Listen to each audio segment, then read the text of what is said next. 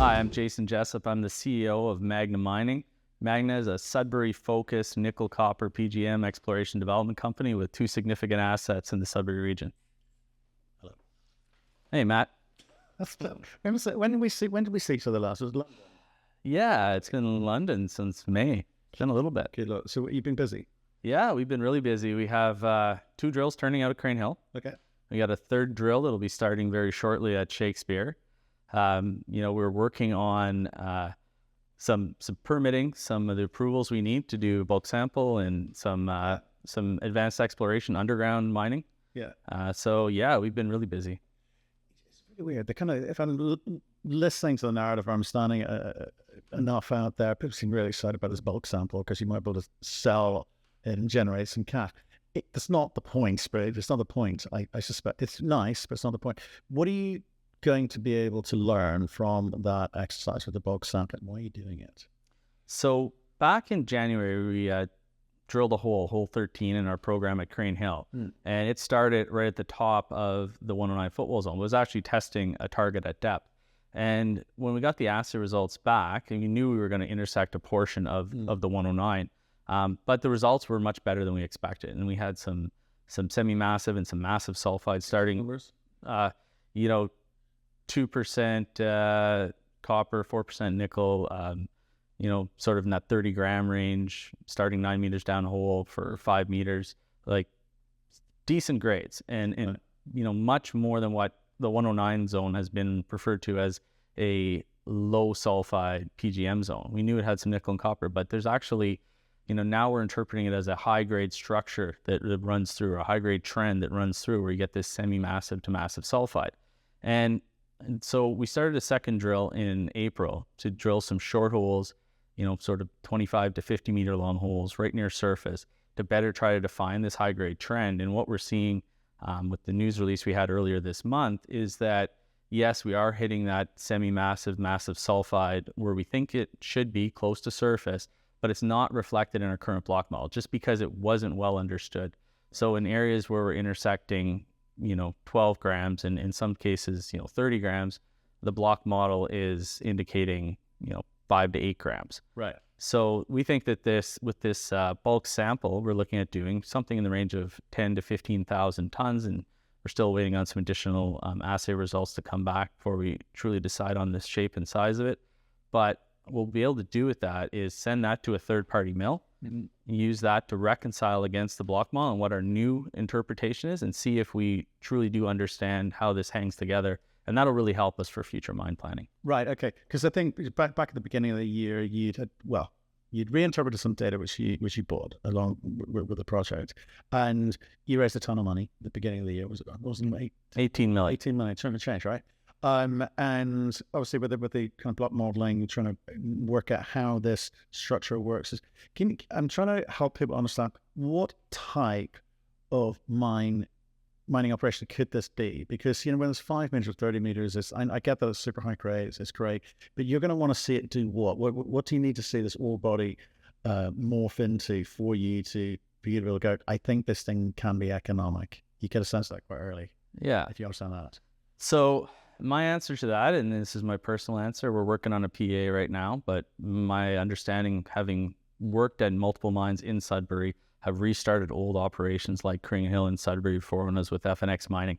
I truly believe the deposit we have right now, the resource that we announced last November, the 31 million tons with over 16 million tons of open pit and about 14.5 million of underground, we do have a resource right now that I think can, create an economic mine plan from.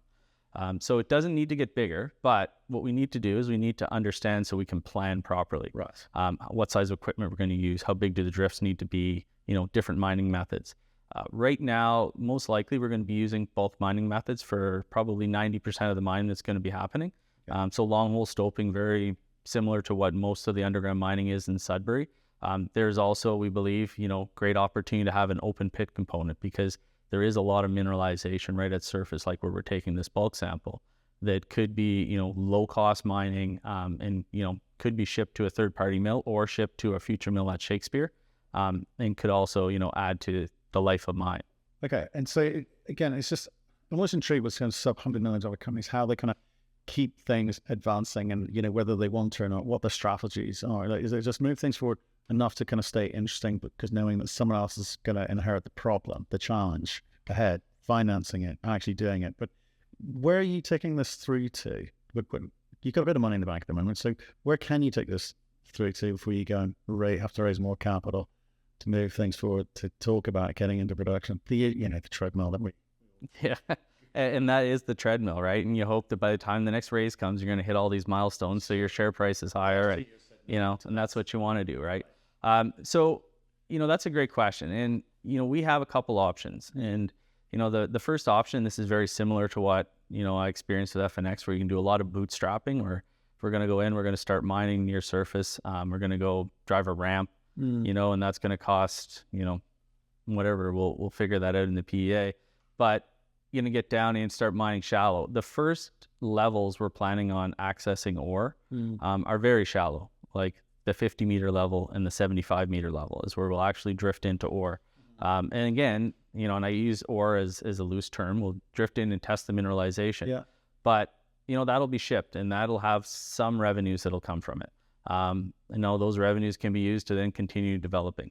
So with the money we have right now, and really we'd be looking at, for our advanced exploration, bulk sampling we'll be doing, we're planning on doing next year. Really, we will have, temporary infrastructure, trailers on surface, portable crushers. So it won't have a big CapEx. We don't need to have a big CapEx if we do it in a bootstrapped approach. Right. Now, let's say the markets are, much better than they are right now, and, next Q1, let's say, we decide let's go out and raise some more money. Well, then we can really expedite things. And then, it'll be a little faster pace, and you won't be sort of staging the development underground. So we're going to look at both options. We have that ability with having high grade so close to surface. The margin per ton could be quite high. And this is some of what we'll determine with this bulk sample. Okay. We'll talk about the macro another time, because on our weekly nickel show, we talk about where price is going, and obviously that'll do a lot for you. Small incremental moves will do a lot for you. But you used the phrase bootstrapping, right? And that kind of makes me smile a little bit, because I'm talking to a geologist. They get all excited and about drilling and the possibilities and hope.